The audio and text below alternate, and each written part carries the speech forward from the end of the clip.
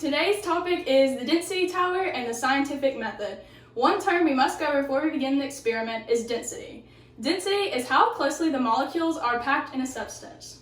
Our materials needed are canola oil, honey, water, dish soap, and a cup or a bowl. Our safety is goggles and pull back your hair if it's long. Our question for the experiment is how will the layers arrange themselves?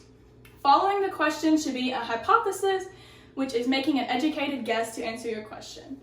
Our hypothesis is the densest layers will settle toward the bottom because they are the heaviest.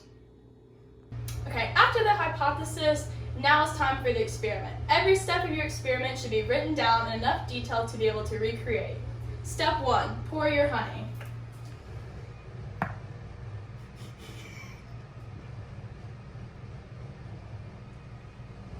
After pouring your first layer of the honey, next add your dish soap.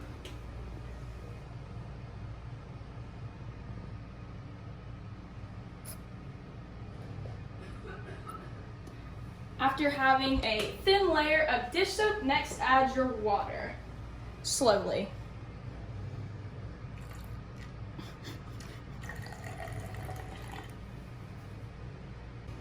It's okay for layers bleed together a bit. Because of the density, the densest one will always settle to the bottom and then going up to the least dense. Next, add your canola oil, slowly once again.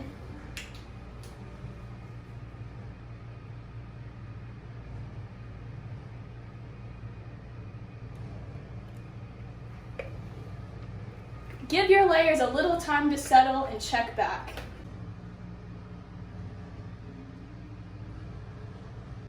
After documenting your experiment results, it is time for the analysis, which is simply just explaining what happened in the experiment. Honey, which is the most dense material, remained at the bottom of the tower, and canola oil remained at the top because it is the less dense. In conclusion, our hypothesis was supported by the experiment.